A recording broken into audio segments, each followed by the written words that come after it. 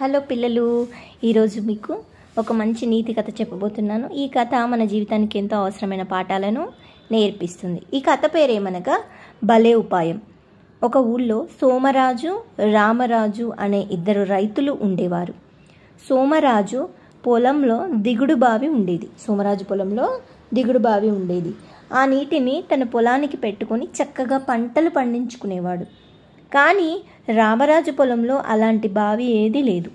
అందుకే సోమరాజును అడిగి ఆ బావి నీటిని అద్దెకు తీసుకోవాలనుకున్నాడు.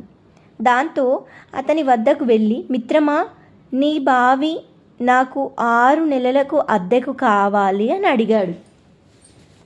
దానికోసం నువ్వు కోరినంత కిరాయి ఇస్తాను అని చెప్పాడు. దానికి సోమరాజు సరే అలాగే చేద్దాం అని రామరాజు దగ్గర కొంత బయానా తీసుకున్నాడు. తీరా రామరాజు నీళ్లు తీసుకునే సమయానికి సోమరాజు వచ్చి, అదేంటి, నువ్వు బావిని మాత్రమే అద్దెకు తీసుకున్నావు, నీటిని కాదు, నీరు తీయడానికి వీల్లేదు అని గొడవపడ్డాడు.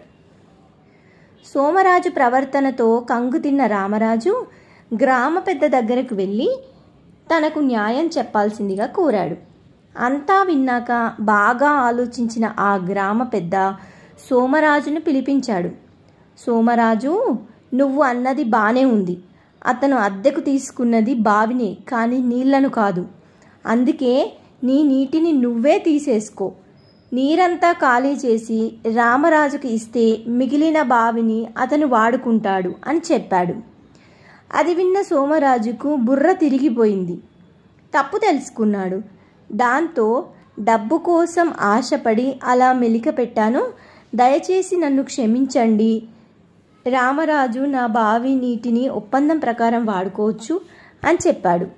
దాంతో సంతోషించిన రామరాజు ఆ నీటిని తన పొలానికి పెట్టుకొని సంతోషంగా సాగు చేసుకున్నాడు.